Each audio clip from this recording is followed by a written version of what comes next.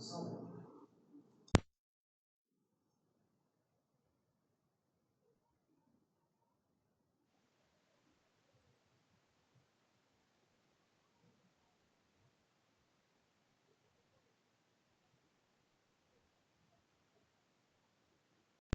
6, tá bom?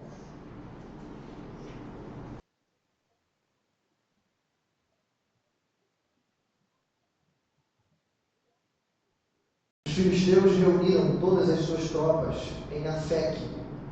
Israel acampou junto à fonte de Jezreel. Enquanto os governantes filisteus avançavam com seus grupos de 100, de 1000, Davi e seus homens iam na retaguarda com Aquis. Os comandantes dos filisteus perguntaram: o que estes hebreus fazem aqui? Aquis respondeu: este é Davi, que era oficial de Saul, rei de Israel. Ele está comigo há mais de um ano, e desde o dia em que deixou Saul, nada fez que mereça desconfiança. Contudo, os comandantes filisteus se iraram contra ele e disseram: mande embora este homem para a cidade que você lhe designou.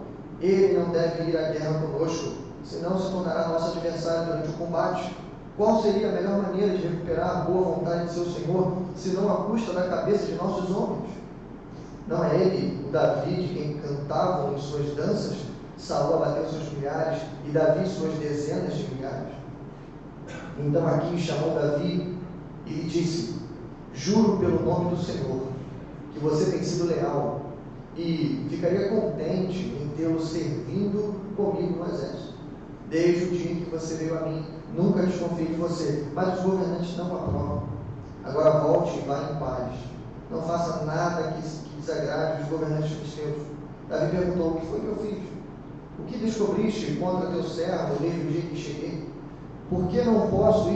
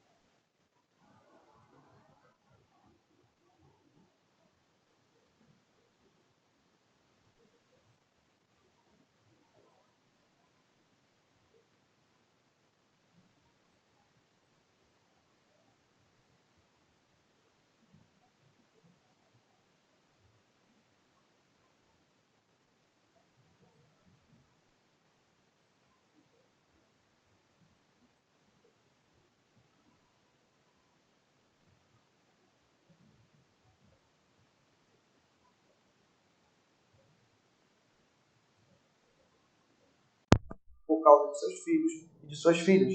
Davi, porém, fortaleceu-se no Senhor, o seu Deus. Amém, irmãos? Esse é o nosso texto.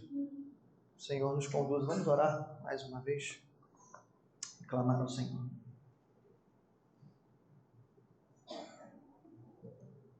Pai nosso que estás nos céus, bendito e exaltado é o teu nome, Senhor. Graças te damos, Senhor, por esse culto, por cada momento, Senhor, que iniciamos aqui. Tudo o que fizemos, Senhor, cada ato é para o louvor da sua glória. Por isso te engrandecemos, Senhor, porque a tua presença é notória em nosso meio. E nesse momento, Senhor, o momento da tua palavra, que não cessem os louvores, Senhor. Que o teu nome continue sendo exaltado e glorificado. Em cada história, em cada verso, em cada parte, em cada aplicação. Que a glória seja dada ao teu nome, Senhor, e somente ao teu nome. Então usa, Senhor, o pregador. Usa os meus irmãos também para ouvir a tua palavra, colocar no coração, Senhor, praticá-la e também engrandecer o teu nome. E acima de tudo, que o Senhor seja glorificado aqui. Em nome de Jesus nós oramos. Amém. Bom, irmãos, o tema nós vamos refletir nessa manhã, e já aviso, a gente vai passar por todo o capítulo 30 também, embora a gente não tenha lido, um capítulo um pouco mais extenso, mas a gente vai passar por todo ele. Então, capítulo 29 e 30. E o tema que cerca, na minha visão, esses dois capítulos é esse. Volte para o caminho da fortaleza. Esse é o tema, já vou explicar ele melhor, mas esse é o tema que nós vamos observar nessa manhã. Volte para o caminho da fortaleza.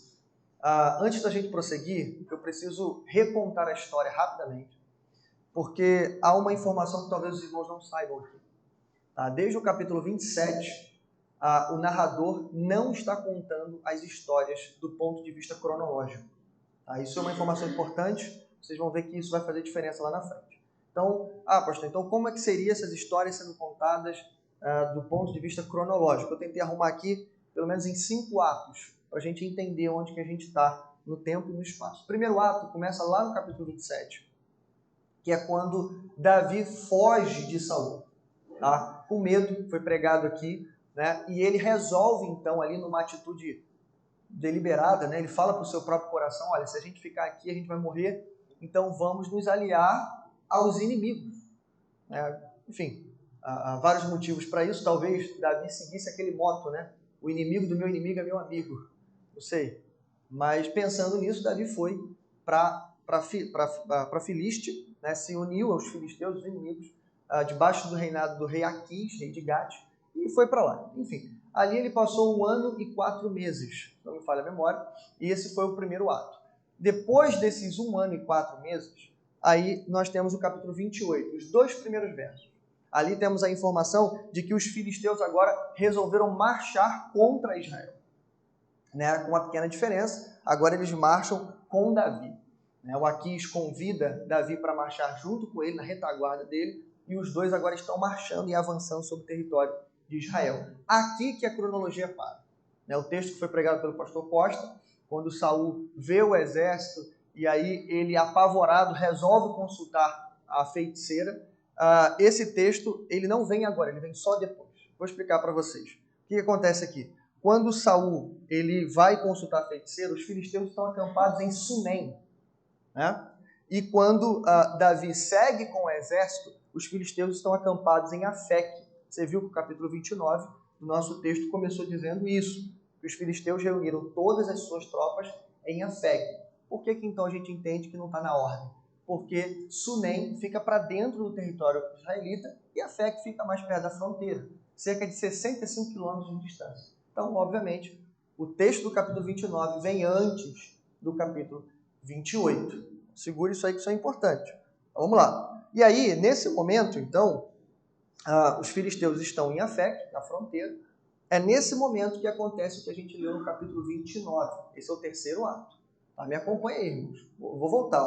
Primeiro, Davi fugiu, foi morar com os filisteus. Passou 1 ano lá, e pouco. Acabou esse tempo, os filisteus resolveram marchar contra Israel. Segundo ato.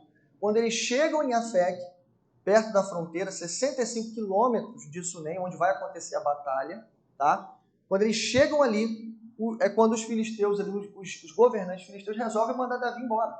Davi, vai embora, a gente leu já, né?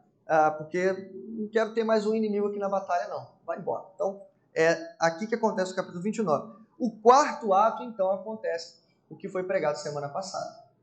Aí sim, Davi vai embora, abandona o exército filisteu, e os filisteus avançam dentro do território israelita e chegam até Sunem. Em Sunem, quando eles acampam em Sunem, é quando Saul olha, lá de onde ele estava, provavelmente de Gilboa, de outra região, ele vê aquele exército imenso acampado e ele fica apavorado. Aí você lembra da história, Saul vai consultar o Senhor não responde a ele. Qual é a ideia que ele tem? Ele vai consultar a feiticeira. E aí acontece tudo aquilo que a gente viu semana passada. Nesse momento em que Saul está consultando a feiticeira, nesse mesmo dia, é o terceiro dia, é o capítulo 30, é quando Davi chega na cidade de Ziclag. Perceba, irmãos, que os eventos aqui, eles são praticamente simultâneos. Então, Saul está lá consultando a médium, Davi está chegando em Ziclag.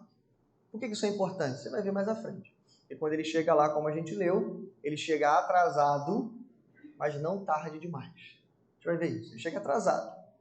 Ele não pega a invasão, já invadiram a cidade, já saquearam tudo, mas calma, nem tudo está perdido.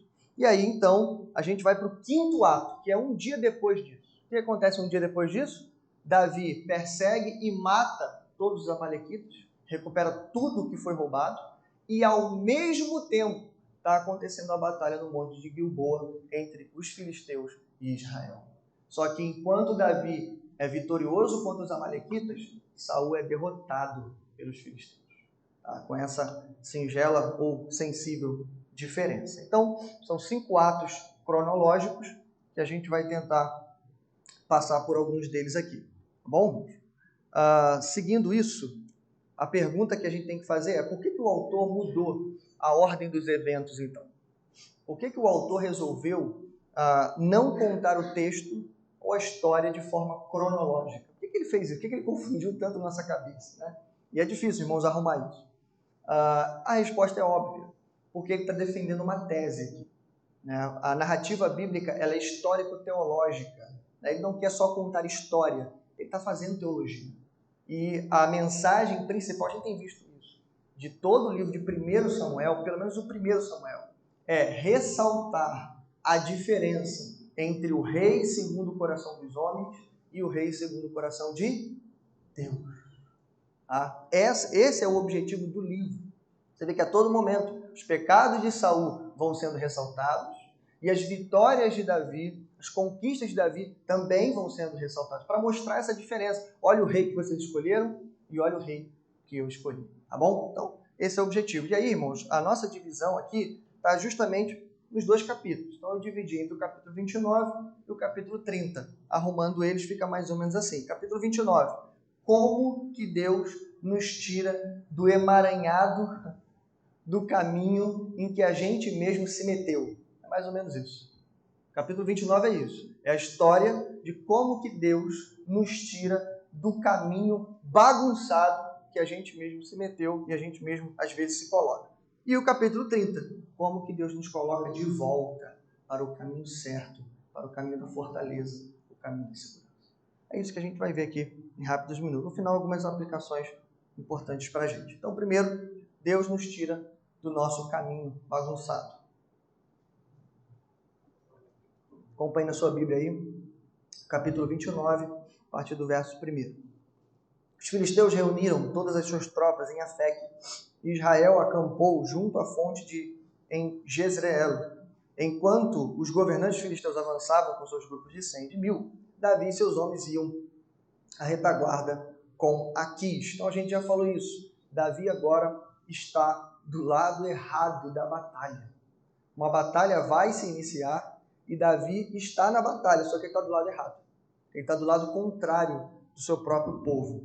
Né? Irmãos, isso aqui é uma situação extremamente complicada. Por isso que, em primeiro lugar, quando a gente vai falar sobre esse primeiro caminho, que é o nosso caminho, é o caminho que às vezes a gente escolhe para tentar solucionar os nossos problemas, quando a gente entra por esse caminho, é o que eu gosto de chamar de o caminho para baixo. Né? É o caminho que as coisas vão se enrolando, os problemas vão aumentando, e ao invés de solucionar o primeiro problema, a gente vai criando vários e vários e vários. O que acontece aqui? Davi está marchando com os inimigos para enfrentar o exército do seu próprio povo. Não sei se você entendeu, mas eu vou explicar bem. Davi, nesse momento, ele aceita o convite e ele sai com o rei. Irmãos, ele está no emaranhado que ele mesmo se meteu. Veja a situação que Davi está. Ele tem 2 opções aqui, Davi. Primeira opção, ele vai com Aquis, é fiel ao rei que protegeu ele, e aí luta e mata muitos dos seus conterrâneos. Derrota o exército de Deus, o exército do seu povo, pelo qual ele foi ungido rei para servir e proteger. Os irmãos acham que Davi ia fazer isso? Eu acho que não. Mas essa é uma opção que ele tem. A segunda opção, que talvez seja mais óbvia, é que Davi fosse... Eu até acredito que esse era o planinho, vou chamar de planinho, né? Que é aquele plano que nunca dá certo. O planinho de Davi era esse. Ele iria marchar com os filisteus na retaguarda. Olha só, que coisa. E aí, quando chegasse lá na hora da batalha, ao invés de Davi atacar os israelitas, Davi atacaria a retaguarda dos filisteus. É tanto que o texto que a gente leu, os próprios filisteus descobriram o planinho de Davi. Eu acredito que estavam certos aqui. Eu acredito que estavam certos. Eles falaram assim, olha, a gente vai para a batalha. A única coisa que a gente não precisa é de mais um inimigo. na hora da batalha, lutando contra a gente. E Davi aqui vai nos fazer correr risco. Era Davi e 600 homens. Imagina, atacando a retaguarda enquanto Israel está atacando a frente. Complicado, irmão. Só que o problema é que, embora o planinho seja talvez muito bem montado, as duas opções transformariam Davi, transformariam, é isso mesmo? Tá certo? Travou aqui a língua. Transformariam Davi em um traidor. Esse é o problema. Ou Davi trairia o seu exército, o seu povo, ou Davi ia trair o rei, embora estrangeiro, mas o rei que o protegeu, que o acolheu durante 1 ano e 4 meses. Outra coisa, irmãos, importante a gente colocar aqui, é que provavelmente Davi morresse nessa batalha. Não sei se você entendeu o desfecho aqui da batalha, o exército filisteu muito grande, muito bem equipado. Davi atacaria a retaguarda do exército. Davi estaria no meio do flanco inimigo, ele ia matar muita gente, mas talvez ele morresse nessa batalha. Pior do que isso, não sei se vocês prestaram atenção, mas no capítulo 30 é dito que a família de Davi, daqueles homens, estão em Ziclag, uma cidade filisteia. Não é Israel, é Filístia. Então imagina, Davi ia consumar o seu planinho. Eu acho que ele não pensou nisso. Eu acho que isso ele não pensou. Ele pensou, eu vou atacar a retaguarda, não tem saída? Ué, vou ter que matar os filisteus. Mas depois de matar aqueles filisteus ali, o que ele tinha que fazer? Ele ia ter que marchar de volta para Ziclag, pegar a família dele e voltar para Israel vitorioso. Era o passe, talvez Davi pensou isso. É meu passe de retorno para Israel. Vou voltar como herói, vou ganhar essa batalha. Só que, irmãos, o problema é esse. Primeiro, Davi ia se transformar num traidor. E os governantes dizem exatamente isso. Finalzinho do verso número 4. Ele diz assim, qual seria a melhor maneira de recuperar a boa vontade de seu Senhor, senão às custas das cabeças de nossos homens? É interessante que o inimigo, ele conhece a nossa história. Já parou para pensar nisso? Ele conhece a gente. Os governantes aqui, eles contam a história de Davi em 2 passos. Primeiro, esse cara é conhecido como um arrancador de cabeça. Né? Ele é um arrancador de cabeça.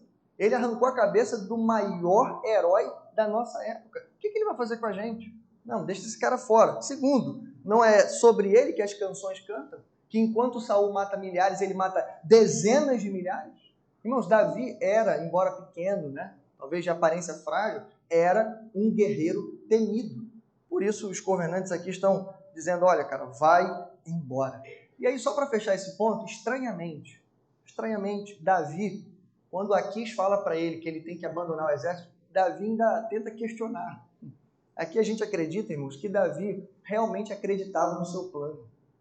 Davi ainda não tinha entendido que ele estava numa espécie de sinuca de bico, que não tinha saída para ele, que o caminho que ele escolheu, na melhor das hipóteses, iria lhe transformar em traidor, ou lhe mataria. Ele ainda não entendeu isso, mas ele vai entender já já. E aí ele apela ao rei, mas o que falaram de mim? O que descobriram sobre mim? Parece que ele quer ir com o exército. Mas, irmãos, acontece uma coisa aqui milagrosa.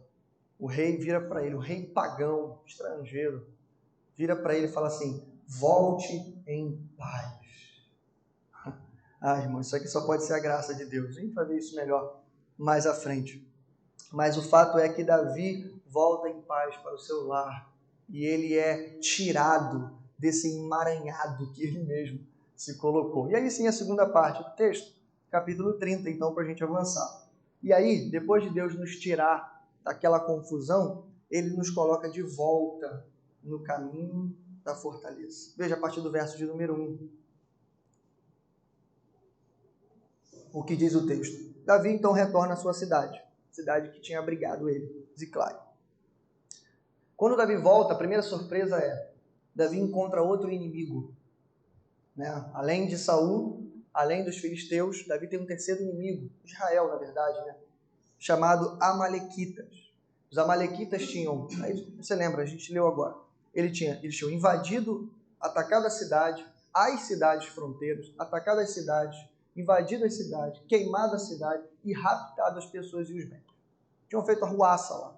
Por isso que eu falei, eles chegaram atrasados. 3 dias depois eles chegam, aquilo ali aconteceu provavelmente no dia anterior, e os amalequitas pegaram todo mundo e partiram.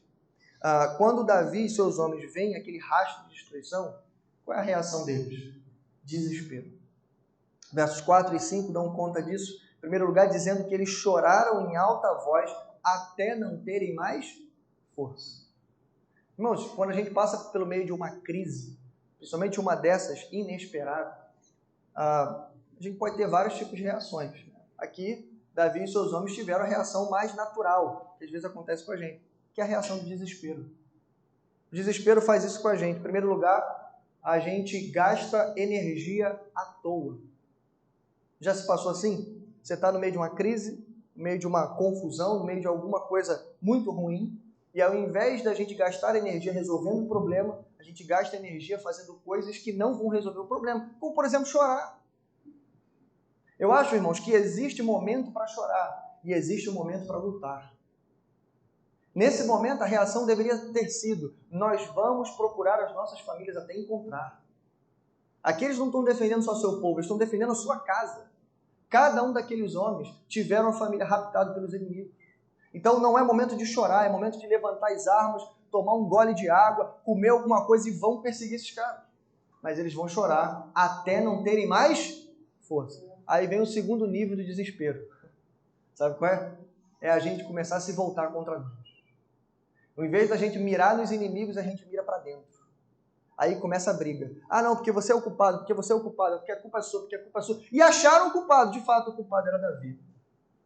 Davi era o culpado. Davi liderou os seus homens para dentro do território inimigo, se uniu a um rei pagão, estrangeiro, por medo de Saul.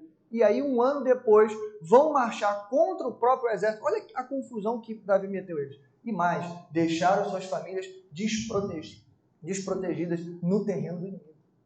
Irmãos, nesse momento, eu acho que Davi está chorando por mais um motivo. Eu acho que nesse momento Davi entendeu que essa escolha, que esse cálculo que ele fez um ano atrás, deu errado. Mais ainda, ele entendeu que aquele planinho, lembra aquele planinho de ir com os filisteus e atacar a retaguarda deles? Aquele planinho daria totalmente errado, porque ainda que ele desse certo, quando ele voltasse, irmãos, não haveria mais esperança. Por quê? Porque todas as famílias dos seus homens já estariam aniquiladas nesse momento. Já não haveria mais família, já não haveria mais nada. Ele, ainda que derrotasse os inimigos, o plano geral não daria certo. Então, quando eles chegam ali, é como se eles percebessem: a gente estava no lugar errado. A gente deveria estar aqui, protegendo a nossa família. Mas é isso que o medo e o desespero faz com a gente. Mas aí, irmãos, acontece uma mudança. Chega de derrota, né? Acontece uma mudança impressionante no texto. O verso de número 6, sem dúvida, é o centro desse texto. Veja o que diz: enquanto todos estavam desesperados, Davi, porém, fortaleceu-se no Senhor. Enquanto estava todo mundo chorando, gastando energia, brigando, e mais, o texto ainda diz, né? Esqueci dessa parte. Os homens, depois que encontraram o culpado, estavam falando até em apedrejá-lo. Tipo como fizeram com Moisés no deserto. Quando o povo estava numa situação parecida com essa, na beira da morte, quiseram apedrejar Moisés, quiseram apedrejar Davi também. Mas é nesse momento de crise, de desespero, está todo mundo falando um monte de coisa, todo mundo brigando, ninguém sabe para onde ir, está todo mundo gastando energia com a coisa errada. É nessa hora que o homem de Deus se lembra: eu sei onde buscar força. Aleluia. Eu sei onde buscar orientação. É no Senhor. Por isso que nesse momento, Davi pega o sentido contrário e ele volta ao caminho da fortaleza. A pergunta que a gente tem que fazer aqui é: como Davi se fortaleceu no Senhor? Esse texto não diz. Só diz que Davi reencontrou forças no Senhor, no momento de extrema necessidade. Mas aqui tem uma coisa que a gente precisa aprender. Como Davi se fortaleceu no Senhor? Eu acho que a resposta está no capítulo 23, versos 16 e 17. Um pouquinho antes, diz assim o texto: e Jonatas, filho de Saul, foi falar com ele em Horessa e o ajudou a encontrar forças em Deus. Aí o texto diz o que Jonatas disse para Davi naquela ocasião: não tenha medo, disse ele. Meu pai não porá as mãos em você. Você será rei de Israel, e eu lhe serei o segundo no comando. Até meu pai sabe disso. Pastor, de que forma Jonatas encorajou Davi naquele momento? No momento de crise também, Davi no meio do deserto, de necessidade, de dúvida, de fraqueza, o seu amigo chega no meio do deserto e diz essa palavra para ele. Irmãos, aqui nada mais é do que aquele momento em que você fala para o teu coração, aquele momento em que você acalma o teu coração, dizendo para ele assim, calma, porque o Senhor é fiel. Aleluia. Calma, porque o Senhor vai cumprir as suas promessas. É interessante porque Anderson, quando pregou aqui, ele nos ensinou isso. Lá no capítulo 27, quando Davi toma a decisão, presta atenção, de ir para o território inimigo, antes de Davi tomar essa decisão, Davi conversou com alguém. Você lembra com quem que Davi conversou? Pode falar, quem lembra? Com quem Davi consultou quando ele tomou essa decisão tão errada de ir para o meio dos inimigos? Capítulo 27, a partir do verso 1. Vamos ver lá? Diz assim o texto. Davi, contudo, pensou. Aqui, irmãos, está aqui. Davi, contudo, pensou. Anderson falou isso para a gente aqui. Davi errou porque ele deixou o seu coração falar para ele. Se no capítulo 27 o coração de Davi falou para ele, é no capítulo 30 que Davi fala ao seu coração. Esse é o método dos salmos. É assim que o próprio Davi e os outros salmistas vão nos ensinar a fazer. Lembra, Salmo 42? Por que estás abatida, ó minha alma? Por que se perturbas dentro de mim? Estou falando comigo mesmo. Espera em Deus, pois ainda o louvarei. Nesse momento não tem Jonatas ali. Nesse momento é o próprio Davi que fala para o próprio Davi, espera em Deus. E ao invés de falar com o seu próprio pensamento e ouvir a voz do medo do seu coração, agora ele ouve a voz de Deus e ele procura buscar a Deus. É isso que ele vai fazer. Veja, a partir do verso 7, depois de dizer em que Davi se fortaleceu no Senhor, veja o que diz o texto. Então, o verso 7 diz assim, ó, Davi disse ao sacerdote Abiatar. Irmãos, as coisas começam a andar certo. Tá vendo? Quando você está no caminho certo, as coisas começam a andar certo. Olha só. Chame o sacerdote Abiatar, filho de Aimeleque, traga-me o colete sacerdotal. Eu já falei para vocês, essa informação é muito importante. Lembra, o autor está fazendo um contraste entre o homem sem Deus, não é isso, Costa? Você falou? O homem sem Deus e o homem segundo o coração de Deus. O homem sem Deus chama a feiticeira. O homem de Deus chama o sacerdote. E aí ele vai consultar o Senhor. Isso aqui significa, ele consulta o Senhor da maneira correta. Segunda diferença, o homem sem Deus consulta o Senhor, mas o Senhor não responde ele. Porque Saul não consultou primeiro a feiticeira, Saul consultou primeiro a Deus. Claro que da forma errada, né? Mas ele consultou a Deus. Deus podia ter respondido. Deus não respondeu ele. Por quê? Porque ele já foi julgado por Deus e abandonado por Deus. Deus não responde o homem sem Deus. Deus responde o homem de Deus. E aí o homem de Deus ora, e aí acontece, irmãos, versos de número 8. E ele perguntou ao Senhor, devo perseguir esses bandidos?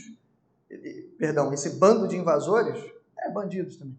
Irei alcançá-los? E o Senhor respondeu, persiga-os. É certo que você os alcançará e conseguirá libertar os prisioneiros. Vê, irmãos, aqui o caminho certo, as coisas começam a dar certo. Então ele consulta o Senhor da forma certa, o Senhor responde, ele vai lá que vai estar tudo certo. A partir do verso 9, então a gente tem a empreitada de Davi e seus homens. Davi mais 600 homens correm na direção dos inimigos, perseguem eles durante o caminho. Aí tem uma nota um pouco, né? A gente estava indo, né, lá para cima, aí dá uma esfriada. Versos 9 e 10 nos conta que 200 homens de Davi ficaram cansados. No meio de uma batalha importante como essa, mas, irmãos, até isso aqui Deus vai usar para a sua glória. Perceba, presta atenção. 200 homens ficaram cansados. Lá no final eu vou revelar o que está por trás disso aqui. Agora não, vamos fazer um suspense. Tá? 200 homens, olha só, pararam no meio do caminho, junto ao riacho, e só Davi e mais 400 foram atrás daquele poderoso exército, o exército dos amalequitas. Tá bom, o texto continua. Verso 11 vem uma notícia boa. Depois de uma notícia ruim, uma notícia boa. eles encontram um egípcio, um servo egípcio perdido no meio do caminho. Esse servo, irmãos, é importantíssimo para a vitória. Vou explicar para você por quê. Esse servo, ele era servo de um amalequita. É isso que o texto vai dizer, depois você lê com calma. É servo de um amalequita. E ele próprio fala, eu ajudei o meu senhor a atacar as cidades do Negueb. Ele vai dizendo, inclusive incendiamos Ziclac. Ou seja, ele é também um inimigo. Mas Davi não trata ele como inimigo. Davi trata ele com respeito. Davi dá comida para ele, dá água para ele, coloca ele ali no meio dos seus homens e fala assim, ó, me leve até o exército. E aí ele pede, né, poupe a minha vida, Davi poupa e ele leva. Ele foi importantíssimo, porque ele revelou o lugar onde os amalequitas estavam acampados, provavelmente um lugar secreto. Leva Davi até lá. E aí os versos 16 ao 21 vai mostrar o exato momento em que Davi chega lá. Irmãos, presta atenção, Davi vai chegar lá no momento em que os amalequitas estão festejando a vitória. E isso é importantíssimo. Para quem conhece um pouco de história de guerras, você sabe disso. O exército está despreparado, desguarnecido. O texto fala, eles estão espalhados, bebendo, comendo, festejando. Ou seja, não estão preparados, não estão esperando receber nenhum inimigo.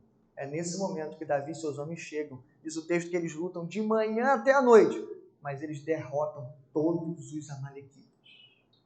Derrotam o inimigo e recuperam. O texto é claro, Davi recuperou tudo o que havia sido roubado. Não somente as esposas, os filhos, né, os idosos, todo o povo que foi levado cativo, mas inclusive os bens deles que foram roubados. E ainda mais, Deus permitiu que eles ficassem com os espólios da guerra. Ou seja, ainda assaltaram o exército inimigo e saíram de lá vitoriosos. Aqui há uma ironia. Você deve ter pensado aqui, é bom de Bíblia, lembrou, né?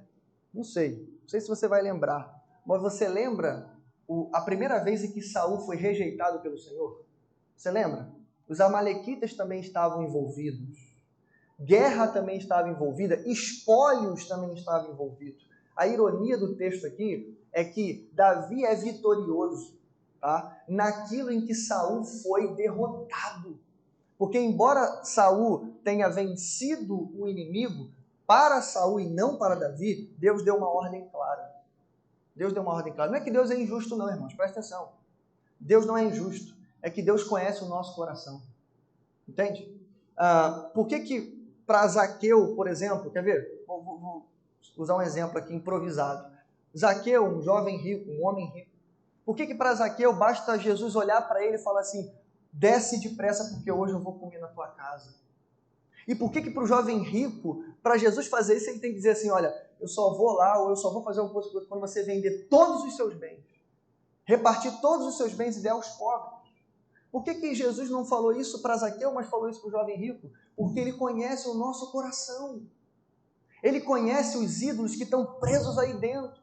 E aí quando ele fala para Saul, ataca, destrói todos os inimigos e não pega nada deles, ele sabia que Saul desobedeceria, que Saul ia pegar de qualquer jeito. Por isso que ele não dá essa ordem para Davi, tá, irmãos? Só para mostrar para você que Saul pecou, mas Davi não. Pelo contrário, Davi foi vitorioso em tudo. E aí o texto termina ainda com uma outra vitória de Davi. Depois que eles derrotam os inimigos, recuperam tudo, pegam os espólios, para a gente encerrar essa parte, alguns soldados de Davi, principalmente os que lutaram, eles quase causam um racha no meio dos soldados de Davi. Quase. A ideia deles é muito simples, até lógica, é que, olha, eu até concordo que lembra aqueles 200 homens, lembra que eu falei, segura eles, que isso é importante? Aqueles 200 homens que ficaram lá e não batalharam, e não lutaram, eles têm direito a recuperar suas coisas, suas esposas, sua família. Agora, os espólios da guerra, não, isso não. Isso aí é só nosso. Isso aí é de quem lutou, é de quem sangrou, de quem suou aqui, poxa. Então vai ficar com a gente. Foi isso que eles pensaram. Mas Davi, um homem sábio aqui, né, de novo, ele está no caminho certo, ele está sendo orientado por Deus. Nesse momento, antes de se tornar rei, Davi já assina um decreto aqui. Davi já dá uma canetada que vai servir para o resto da vida do povo. Que aqueles que vão para a guerra e aqueles que ficam guarnecendo o local, cuidando, no caso aqui, das bagagens, tá? Cuidando das famílias, eles merecem o mesmo espólio daqueles que lutaram. Irmãos, isso aqui é poderoso, isso aqui é importante, porque Davi não está fazendo uma espécie de igualitarismo entre eles, não é isso. Davi está dizendo assim, é tão importante aquele que vai lá para a batalha, quanto aquele que está lá atrás, protegendo, guardando e segurando nossas coisas. Aqui, irmãos, lembra que eu falei, vou revelar para vocês o que acontece aqui? Embora pareça que os soldados de Davi têm uma perca ali, no momento em que eles estão marchando contra os amalequitas, mas não é. Pense bem, eles saíram de Ziclag e estão indo a quilômetros de distância, seguindo o rei filisteu. Estão levando bagagens, equipamentos, barracas, muitas coisas estão indo com eles. Quando eles voltam, então, para Ziclag, vem a destruição, e aí Deus manda eles perseguir os amalequitas, eles saem ainda com todas essas coisas. E aí, para você entrar numa perseguição, você precisa caminhar leve. E aí, aqueles 200 ficarem no meio do caminho, foi bom para o exército. É isso que eu queria falar para vocês naquele momento. Foi bom. Por quê? Porque eles ficaram com todas aquelas coisas no meio do caminho e o exército pôde, então, perseguir e alcançar todos aqueles homens. Bom, esse é o nosso texto.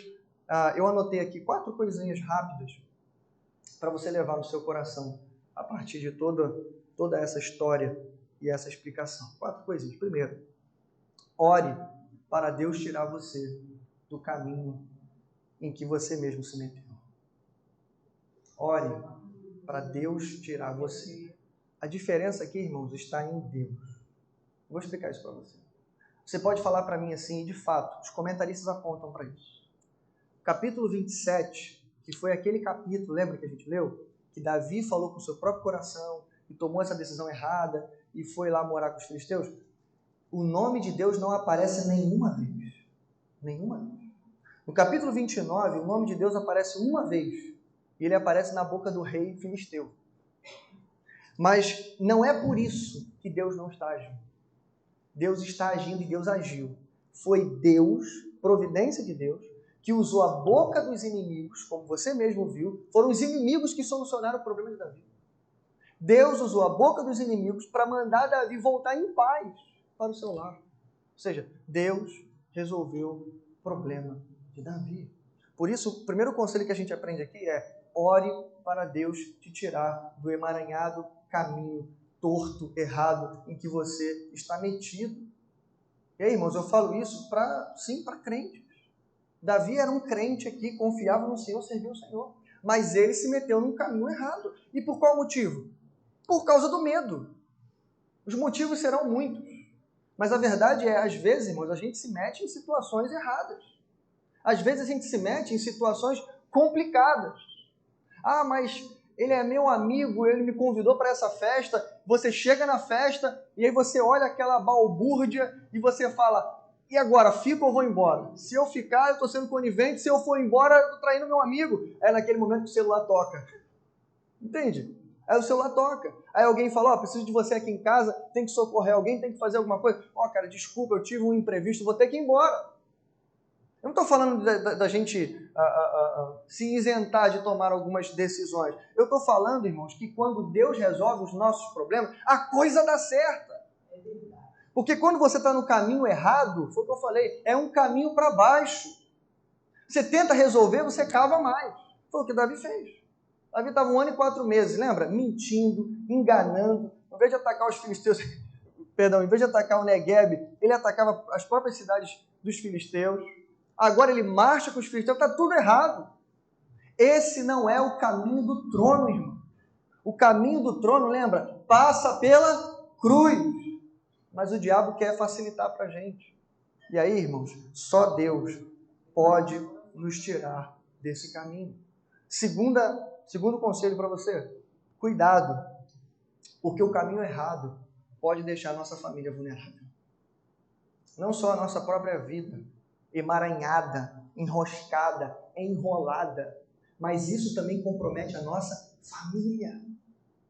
Quando você não está no caminho da vontade de Deus, servindo a Deus da maneira correta, da maneira como Ele próprio determinou que a gente deveria fazer, você não compromete somente a sua vida, você compromete a vida da sua família. Quando você toma uma decisão em casa, você está comprometendo a sua família. Você está o nosso exemplo. Quando você seleciona culto para vir na igreja, você está comprometendo a sua família. Quando você fala, hoje eu não vou na EBD porque meu joelho está doendo por causa do frio. Sei lá, um exemplo desses, que acontece comigo, com qualquer um. Não vou hoje. Ou então eu não vou hoje por outro motivo, porque alguém me convidou, porque eu vou numa festa, porque eu vou numa reunião de família. Quando você faz isso, você toma uma decisão errada, quando deveria tomar uma decisão correta. Já deixei claro, né? É uma decisão errada. Mas veja, você não está comprometendo só você está comprometendo a sua família. Seus filhos crescerão sem ordem em casa. Seus filhos não crescerão apegados a pelo menos aquele costume, e bom costume, irmãos, de todo domingo passar o dia na igreja. Irmãos, eu fui criado assim e nem por isso eu morri. Pelo contrário, isso foi forjando o homem, né, e Bruna também, e a mulher que nós seríamos. Bruna também foi criada assim, né? Indo para a igreja, passando o dia na igreja, trabalhando na igreja. É assim, irmão. Por isso que quando chega agora, as pessoas perguntam, pastor, o senhor se incomoda de ficar aí na igreja? O senhor se incomoda? Eu não me incomodo, irmão. Isso aqui é meu prazer. Eu estou fazendo aquilo que eu sempre fiz a minha vida inteira e vou morrer fazendo. Amém. Habitarei na casa do Senhor por longos os dias. Então veja, cuidado para você não comprometer a sua família e deixar ela vulnerável. Davi quase perdeu a sua família. Não fosse pela providência e pela poderosa mão de Deus, ele teria perdido a sua casa. Terceiro, Deus está agindo mais em nossas vidas do que conseguimos perceber. Como eu falei, irmão, se você olhou para esse texto e você não viu a providência de Deus agindo, então você precisa voltar e ler o texto todo de novo. Eu não vou fazer isso, é claro, mas eu só vou ler algumas frases do texto. Só frases. Eu não vou nem falar nada. Eu só vou ler. E aí eu quero que você pense, na hora que eu ler, pense assim, foi Deus ou não foi Deus que fez isso? Veja bem, capítulo 29, verso 7. Agora, volte e vá em paz. Capítulo 30, verso 1. Quando chegaram a Ziclag, os amalequitas tinham atacado Neguebe e incendiado a cidade de Ziclag. Aqui eu tenho que falar, né? Eles chegaram atrasados, mas não tarde demais. Você tem noção de que se ele chegasse aqui um dia depois, tudo estaria perdido? Aquis mandou Davi de volta no momento exato. Ainda dava tempo de salvar a sua família. Terceiro, verso 2. A ninguém mataram. Irmãos, que informação poderosa. Sei que eu não estou cumprindo o que eu prometi, não dá para não falar. Não dá para não comentar isso aqui. É um exército inimigo. Inimigo de Israel há muitos anos. Também eram inimigo dos filisteus. Vão nos filisteus pegar famílias de Israel. Eles estavam com um prato cheio na mão. Eles podiam ter arrasado tudo, acabado com todas as pessoas, mulheres, crianças, idosos, todo mundo. Mas o texto está dizendo, a ninguém mataram. Por quê? Porque tem um Deus protegendo a família deles. Quarto lugar, verso 6. Davi, porém, fortaleceu-se no Senhor. Esse eu vou pular. Verso 8. E o Senhor respondeu. Lembra? Deus não responde Saul, mas responde Davi. Sexto lugar, verso 11. Encontraram um egípcio no campo. Sétimo, verso 16. Os amalequitas estavam espalhados, comendo, bebendo, festejando. E em oitavo lugar, versos 18 e 19. Davi recuperou tudo. Nada faltou. E depois ele repete de novo. Davi recuperou tudo. Irmãos, isso aqui é obra da providência de Deus. Quarto e último lugar, para a gente encerrar hoje. Davi é um tipo de Cristo. Porque ao invés de tomar, ele dá. Irmãos, como eu queria terminar apontando para o Senhor Jesus aqui. Embora Davi seja um homem como nós, e ele cometeu sim falhas e erros, como a gente já viu, mas a partir do momento que Davi volta para o caminho certo, para a vontade do Senhor, Davi agora ele aponta para o Cristo que viria. Aponta para uma qualidade do Cristo, irmãos, que é fundamental para que ele seja o nosso Salvador. Ele é totalmente benevolente e generoso. Ele nos deu todas as coisas que temos. E a principal e mais importante delas, Ele mesmo. Olha o que diz o capítulo 8 de 1 Samuel. Não precisa abrir não, eu vou passar aqui bem rápido. Capítulo 8, versos 11 e 18, é quando o profeta Samuel, ainda vivo, ele exorta o povo dizendo assim, olha, vocês querem rei? Sim, mas olha só, vocês sabem o que um rei faz? Vocês sabem? Eu preguei isso aqui, você vai lembrar. Você sabe o que um rei faz? Ele toma, ele pega para ele. E ele tem esse direito porque ele é rei. E aí ele começa a dizer coisas assim, ó, o rei que reinará sobre vocês, reivindicará como seu direito. Aí ele fala, ele tomará os filhos, depois ele tomará as filhas, tomará de vocês o melhor das plantações, tomará 1/10 dos cereais, tomará de vocês o uso particular dos servos e servas, e tomará de vocês 1/10 dos rebanhos. Em outras palavras, ele vai tomar e tomar. O que é que Davi faz, irmãos, nesse texto? Primeiro, Davi dá os espólios da guerra para os soldados que lutaram. Mas Davi também dá para os soldados que ficaram guardando as bagagens. E mais ainda, o nosso texto faltou falar isso. Ele termina, quando Davi retorna vitorioso, então, trazendo tudo de volta, Davi manda mensageiros levar uma parte dos espólios que ele transforma em presente para todos os líderes de Judá. Cada um deles recebe um presente de Davi. E isso, irmãos, vai ser importantíssimo, porque agora a gente já vai entrar em 2 Samuel. Em 2 Samuel você vai aprender que Davi, antes de reinar sobre todo Israel, primeiro ele vai reinar alguns anos somente sobre Judá. E no momento mais importante, depois que Saul morrer, quando vão tentar encontrar um sucessor para Saul, Judá inteira vai apoiar Davi. Então, provavelmente, esses presentes aqui quebraram o coração daqueles líderes. E Davi está fazendo isso. Mais uma vez, Davi é um rei segundo o coração de Deus. E ele aponta aqui para o próprio Senhor Jesus Cristo. Que ao invés de tomar, ele nos deu. Agora pense em Jesus para a gente terminar. O que foi que Jesus te tomou? O que foi que Jesus aqui, andando e caminhando com os discípulos na Galiléia, na Judéia, o que foi que ele tomou, irmão? Qual foi a casa que Jesus chegou e falou assim, eu quero o melhor das ovelhas. Eu quero o melhor dos cereais. Eu quero o seu filho, sua filha, eu quero os seus servos. Qual foi a vez que Jesus entrou em algum lugar e fez isso, irmão? Pelo contrário, ele só deu. Ele caminhou entre nós e tudo que ele tinha, ele deu. Até ele dar, como eu já disse, aquilo que era mais importante para todos nós. Ele mesmo, veja, João 15, 13, João 10, 11, diz basicamente a mesma coisa. João 10, 11, eu sou o bom pastor dá a sua vida pelas ovelhas. João 15, 13, ninguém tem maior amor do que aquele que dá a sua vida pelos seus amigos. Ah, irmãos, esse é o nosso Senhor Jesus. Ele não toma as coisas de você, ele te dá. E aqui Davi está apontando para ele. Amém, irmãos? Então a gente termina dizendo que Jesus, Davi, né, assim como Jesus, ele não fez distinção dos trabalhadores. Lembra da parábola? Aquele que chegou agora vai ter o mesmo salário daquele que trabalhou desde de manhã. Sabe qual é o nome disso, irmãos? Graça. Esse é o modo da salvação do nosso Senhor.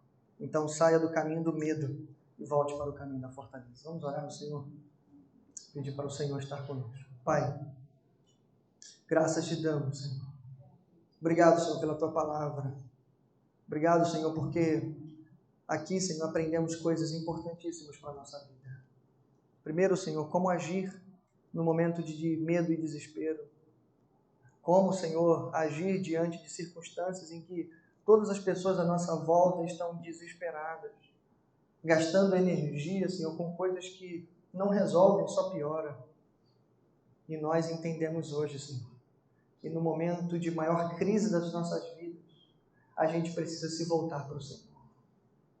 A gente sabe onde encontrar água. A gente conhece a fonte da água viva, como foi lido aqui, Senhor.